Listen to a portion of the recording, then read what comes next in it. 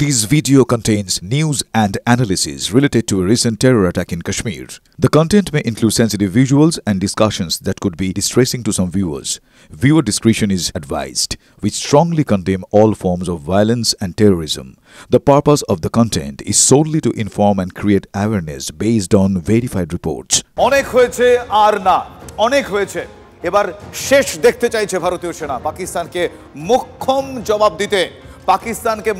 জবাব দিতে সীমান্তে শুরু হয়ে গিয়েছে চূড়ান্ত প্রস্তুতি টিভি9 বাংলা পৌঁছে গিয়েছে তেমনি এক সীমান্ত এলাকায় যেখানে চূড়ান্ত প্রস্তুতির ছবি দেখতে পাওয়া গিয়েছে যার ঢিল ছোড়া দূরত্বে পাক অধিকৃত কাশ্মীর দেখাবো আপনাদের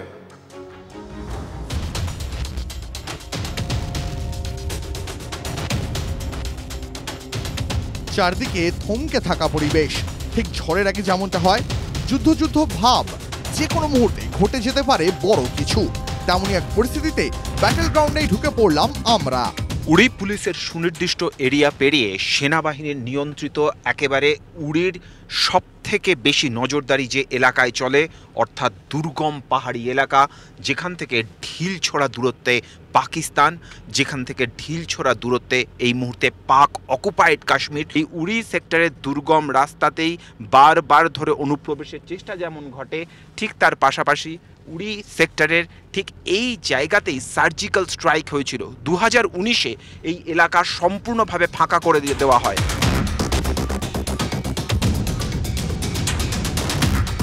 আমাদের ঠিক হাতে সোজাসুজি যে জায়গা এই মুহূর্তে ক্যামেরার লেন্সে ধরা পড়ছে তা পাক অকুপাইড কাশ্মীর এবং গভীর জঙ্গলের মধ্যে যে কয়েকটি বাড়ির অংশ দেখা যাচ্ছে সেগুলি পাক অকুপাইড কাশ্মীরের এলাকা এবং সেই জায়গা থেকে প্রতি মুহূর্তে ভারতের উপরে নজর রাখছে এই মুহূর্তে পাক সেনা আমাদের ওপরে আমার ক্যামেরা পার্সনের উপরে প্রতি মুহূর্তে নজর রাখছে পাক সেনা কারণ তাদের যে দৃষ্টি তাদের যে দূরবীনের দৃষ্টি তাতে আমরা স্পষ্ট দেখা যাচ্ছি আর ভারতীয় সেনা আমাদেরকে সতর্ক করছে যে তাদের হাতে স্নাইপার রয়েছে এবং সেই স্নাইপারের রেঞ্জ প্রায় 1000 মিটার অর্থাৎ খুব অনায়াসে তারা আমাদের কাছ পর্যন্ত পৌঁছতে পারে এবং যে জায়গায় আমরা দাঁড়িয়ে রয়েছি অপেক্ষাকৃত নিচু জায়গা উপরের অংশ অর্থাৎ পাহাড়ের উপরের দিকে অংশে রয়েছে পাক সেনা বা তাদের পাশাপাশি রয়েছে পাক জঙ্গিরা সূত্রের খবর পাক অধিকৃত কাশ্মীরের পীর পাঞ্জালের এই জায়গায় ঘাঁটি গেড়ে শতাধিক জঙ্গি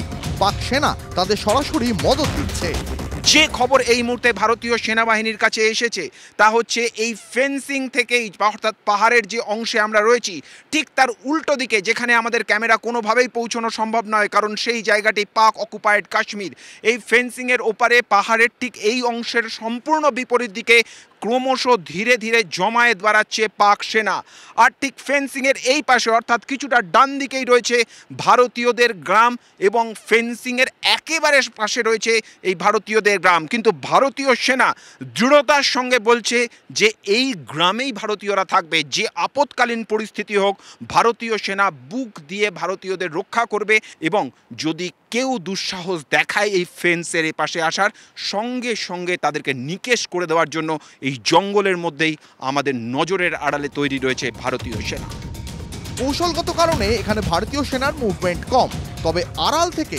চলছে তীক্ষ্ণ নজরদারি এই যে জায়গা আমাদের হাতের বাঁদিকের যে জায়গা যে রাস্তা মূলত ভারতীয় সেনার দখলে থাকে এই রাস্তাকে সম্পূর্ণভাবে ফাঁকা রাখা হয়েছে তার কারণ প্রতি মুহূর্তে সেন দৃষ্টিতে নজর রাখছে পাকিস্তান সেনা স্ট্র্যাটেজিকভাবে অ্যাডভান্টেজ পয়েন্টে রয়েছে তারা এবং সেই কারণের জন্যই এই জায়গাতে কোনো রকম ফোর্স মুভমেন্ট রাখে না ভারতীয় সেনা যাতে পাক সেনার নজরদারির মধ্যে তারা থাকতে পারে ইতিমধ্যেই কূটনৈতিক ক্ষেত্রে জবাব দিয়েছে ভারত স্থগিত করে দেওয়া হয়েছে সিন্ধু চুক্তি তার ফল ভুগতে শুরুও করেছে পাকিস্তান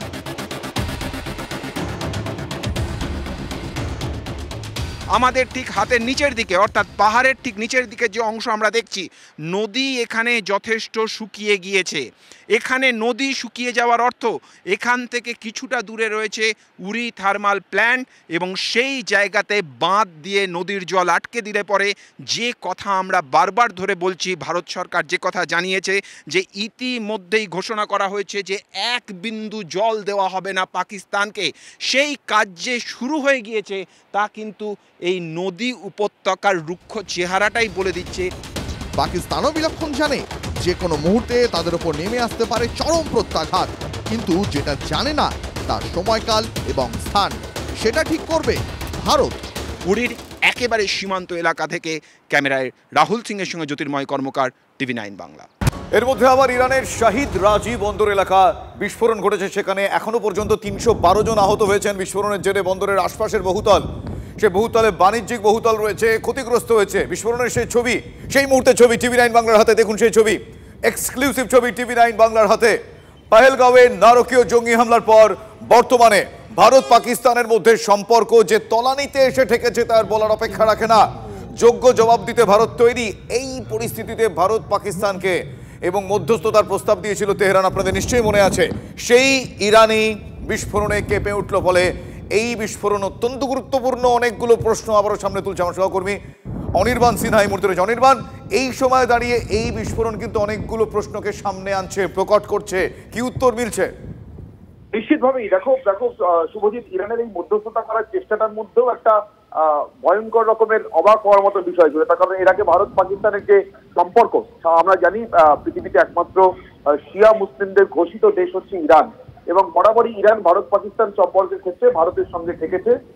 সেটা জম্মু কাশ্মীরের অখণ্ডতার প্রশ্নে হোক, ভারতের সার্বভৌমত্বের প্রশ্নে হোক, বরাবর ইরানের সমর্থন ভারতের সঙ্গে থেকেছে।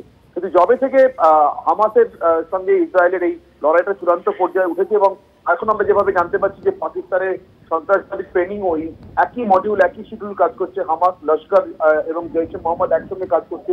তারপরে ইরানের এই অবস্থান বদল, হঠাৎ করে ভারত পাকিস্তানের মধ্যস্থতা করতে চায়। ভারত পাকিস্তানের মধ্যে যাতে যুদ্ধ না হয় তার জন্য শান্তি প্রচেষ্টায় মধ্যস্থতা করতে চায় ইরান, যে ভূমিকাটাকে এর আগে কোনোদিন ঢুকতে দেখা যায়নি। সাধারণভাবে আমেরিকা অনেকবার বর্দা ছিল, কোনোবার বেশি এরকম মনোভাব ব্যক্ত করার চেষ্টা করেছে, এবং ততবারই ভারতের পক্ষ থেকে সাফ জানিয়ে দেওয়া হয়েছে ক্ষেত্রে কারোর মধ্যস্থতা আমরা কখনো প্রয়োজন বলে মনে করি না। কিন্তু সেই ইরানি যে সকালবেলা ভারত পাকিস্তানের মধ্যে মধ্যস্থতা করতে চেয়েছিল, তার দেশের ভিতরে এত বড় একটা বিস্ফোরণ এবং কেন ঘটেছে এখনো পর্যন্ত ইরানের সরকারি টিভি, প্রেস টিভি বা সরকারি চ্যানেল সেখান থেকে এখনো পর্যন্ত, তেহরান টিভি থেকে এখনো পর্যন্ত কোনো রকমের কোনো ব্যাখ্যা মিলছে না। এবং একটু জাস্ট আপডেট করে দেবো, কারণ প্রতি মুহূর্তে নতুন আপডেট আসছে। ফলে 312 তুমি যে সংখ্যাটা দিয়ে ঢুকেছিলে সেটা আপডেট হয়ে এই মুহূর্তে 400 হয়ে গেছে, অর্থাৎ 400-এর বেশি মানুষ আহত বন্দর আব্বাসের এই বিস্ফোরণের ঘটনা। ধন্যবাদ অনির্বাণ।